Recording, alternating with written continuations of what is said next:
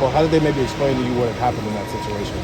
Yeah, I mean, that's a conversation that we had kind of going into the game, and the decision that the coaches made, I fully support it. I fully support what's best for the team at the time, and that's what it was. I mean, like I don't read anything. I don't read anything too much into it, but that's a decision they made, and all I could do is just get ready and compete for this next year. What did they tell you at the time as they first told about it? I think just going into the game, that was just kind of what that was just what they told me. That was the best decision going into it, and like I said, I fully support the team. I fully support all the hard work Matt had put in going to that game. It was the right decision at the time, and I'm okay with it. When you have a job like that taken away from you, does it make you even hungrier this spring to go get it back? Absolutely, and that's why I think this year that competition's been so good, especially with me and Seth. He's been a great addition to the team, a great addition to the O-line room. That competition's been going really well, and I think I've gotten so much better because of that. And I think he can say that he got a lot better as well. Just like that competition, breeds really great players, and I think that's what we're slowly becoming. How has he made you better? Just his experience. Obviously, he's a few years older than me, and coming from obviously another top program like Alabama, learning what he has kind of in his bag of moves and stuff like that I haven't really developed yet. It's been interesting to kind of see how he reacts to different situations, and if I can kind of develop that into my own a little bit. What's the biggest things you've been working on to improve this spring? Mostly just being comfortable staying in a base, working my hands. That's a big thing we've kind of emphasized this year, is getting a lot more hand fighting work in, instead of, because obviously I'm a little undersized, so being able to play in a leverage in a base and getting able to quick kind of get in and out of different situations. And a lot of thing as well is being kind of a younger guy and playing last year, like you develop a lot, but being able to take that next step and really work on my obviously the first 80% of a play looks really well, but the last 20% where the real play actually happens has been my biggest focus, and being physical towards that back end. Carson, with 6 road games last year, what did you learn in terms of calls at the line, silent counts? How much of that was the learning process for you last year? Oh, it was so amazing. Well, like playing at Notre Dame was insane. Being in silent cadence for the first time, really, like, when you really experience it, it's tough. Having your head between your legs for about 25 seconds about to pass out, that's a little tough.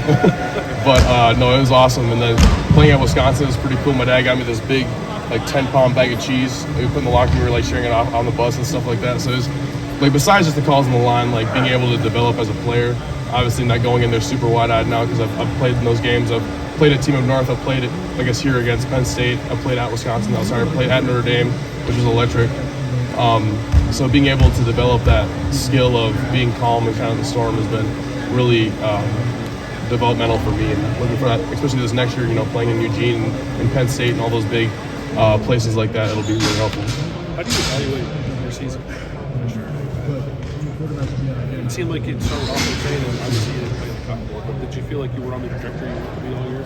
Yeah, and like being as young as I was, it was very hard to kind of understand, because looking at a guy like Luke Whippler, a Jersey guy, big tough rugby, I want to be like that, but I'm not that yet.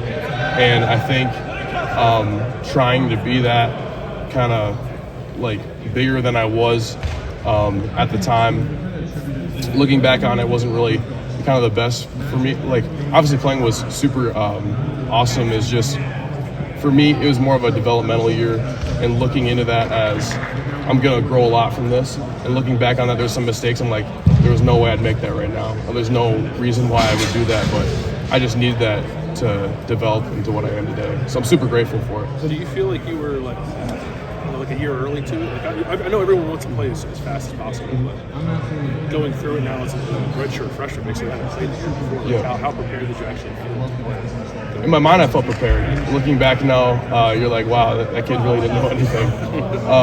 But I think just the confidence I had, not only in myself, but like the guys around me, like Donnie and Matt, and leaning on their years of expertise and how much they've gone through has really helped. Because there'd be sometimes I'd be looking at them like, I don't really understand this, and there'd be Donnie or Josh Fryer would help me be like, no, this is what we're looking at. I'm like, okay, that makes a lot more sense now. To help me become kind of the poignant guy for the line and stuff like that to make those kind of calls that we needed. With Seth here, has there been any conversation about like only one guy can play center, whoever that guy is who's not the center can possibly play guard? Like, is there any switchability between those positions for you? Coach Fry always says, the best five will play. That's regardless of really position, and I don't really have any like here or there when it comes to what position if I can play, I'll be more than happy wherever I'm at. But the best five will play, and I think they've done a really good job facilitating and rolling guys at different positions and stuff like that. So I'm not really sure what they have in store for us, but we'll see towards the end of the spring and then going into the summer, because all that can change as well. Currently, I've been all center. Yeah. You mentioned that you're undersized. What's your weight at now? Weighed in today at 298. So I'd like to bump that up to 300, like 303 if I could, like a real 303, not drinking Gatorades trying to get up to 303. But that'd probably be the end goal, to really get in my legs and feel that leverage going against guys like him. What has the process been like of bulking up since you've gotten here to where you are now? I mean, you can ask Hero. He's my roommate. He's been force feeding me kitchen social. But just doing that, drinking whey protein shakes, getting in touch with Kayla, our nutritionist, her and Zoe are super awesome. They've developed a good plan for us to get up to that weight, because, if you can play heavier and more on your legs, like why wouldn't you? You're kind of leaving money off the table. And I think for me last year, I really struggled with that kind of discipline of keeping my weight up and playing way lighter than I should have been. Like 280 is way too crazy. And I think that this year, like developing with Coach Mick and stuff like that, it's like real weight. It's not like kind of fake watery weight. It's like real, like I can play my legs now a lot more. So you were playing at 280 at times last year? When I was really low, that was like at the beginning of the year, but I got it back up obviously really fast. The way you're talking, it sounds like last year was basically a trial by fire. You were thrown out there. Is that a correct assessment of what last year was? I don't know if it was that, because I had all that help on the line with me. I wouldn't say it was a trial by fire, but it was definitely a big learning experience, especially for a young guy who went into it not playing a single snap. I remember I was so nervous before the Indiana game. I'm like literally shaking. I'm like tearing up and stuff, because I'm like, oh my God, it's real. And going into it, you think like, I'll put all this work and I should be there. And then, like I said, you go back and you watch the tape this year. I'm like, what am I doing? So I think it's such a good developmental year for me that I'm so grateful for that experience. And then going into this year, trying to learn off that and learn off what we learned this spring into this summer, I think it's going to be a really great year. If you think to yourself now from just like a practice or scrimmage, and you compare it to watching tape from what you did last year, where do you think you find yourself the biggest change? Mostly just playing in my height and playing in my leverage. I would always have a problem with really tight ankles and playing really tall on my toes. And whenever I got high hipped and up like that, that's when I get snagged and tossed. And then just more recognition of what's going on and having the game slow down with you. Because the more you grow, you kind of feel that the game obviously doesn't really slow down. These guys get faster every year, but it starts to slow down a little bit for you. So you just kind of see last year me kind of jittering, kind of figuring out what I'm doing, and then that's where I end up in those bad situations. But this year it's with more film study and more study with the coaches and stuff like that. I can find myself in better positions of power and making the right blocks when I need to be. Jittering, is that not knowing where you're signing, where you're supposed to? It's just not 100% knowing exactly what you're doing, and that's not a coaching problem. That's not.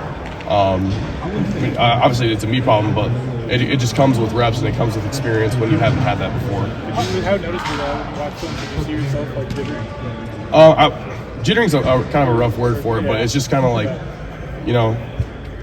you're indecisive. That's a better word. When you know you're 100% I'm ready to make this block, you play so much faster. And this year, when I've been able to do that, I've played obviously a lot faster. You can see Luke on tape. Montgomery's on the 20. Last question for what does that enable you to do? Carson. Play fast and play hard and play decisive, which helps the team, helps the guys around me, and playing with a voice obviously helps the guys around me. You don't want to take I'm trying to find the word.